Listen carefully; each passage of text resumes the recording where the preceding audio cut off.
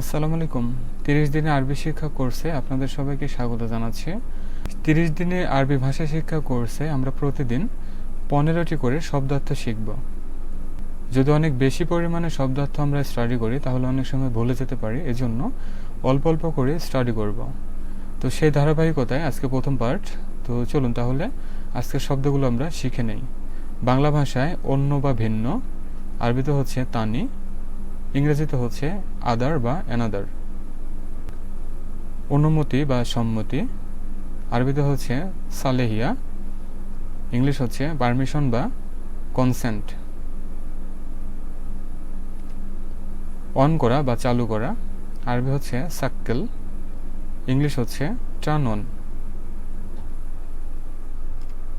অতএব বা মানে, আরবি হচ্ছে ইয়ানি, ইংলিশ হচ্ছে দেয়ারফর বা মেন্স। অনেক, বেশি বা প্রচুর, আরবি হচ্ছে ওয়াজেদ বা জায়াদা, ইংলিশ হচ্ছে এ লট অথবা মোর। অনুমতিপত্র, আরবি হচ্ছে খুরুজিয়া, ইংলিশ হচ্ছে পারমিট বা লাইসেন্স।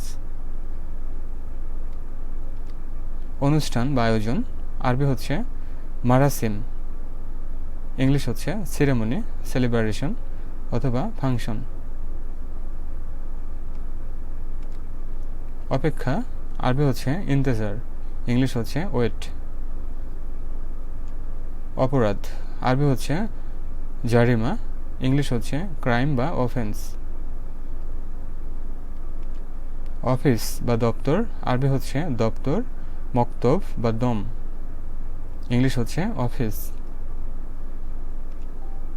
অফিস প্রধান, আরবি হচ্ছে মুশরিক মুদির অথবা মুদিরের রাম, ইংলিশ হচ্ছে অফিস হেড। অবিরাম, সব সময় বা সারাক্ষণ, আরবি হচ্ছে আলাতুল, ইংলিশ হচ্ছে অলওয়েজ বা ইনলেস। অভিযোগ, আরবি হচ্ছে বালাক, ইংলিশ হচ্ছে কমপ্লিমেন্টস। অসম্ভব, কখনো না বা হতে পারে না, আরবি হচ্ছে মাইসির, ইংলিশ হচ্ছে ইম্পসিবল। অসুস্থ বা দুর্বল, আরবি হচ্ছে মারিদ, ইংলিশ হচ্ছে সিক বা উইক। তাহলে ভিউয়ার, আজকে আমরা 15টি শব্দের সাথে পরিচিত হয়েছে। এই শব্দগুলো অবশ্যই আমরা মুখস্থ রাখব এবং হিউজ পরিমাণে স্টাডি করব।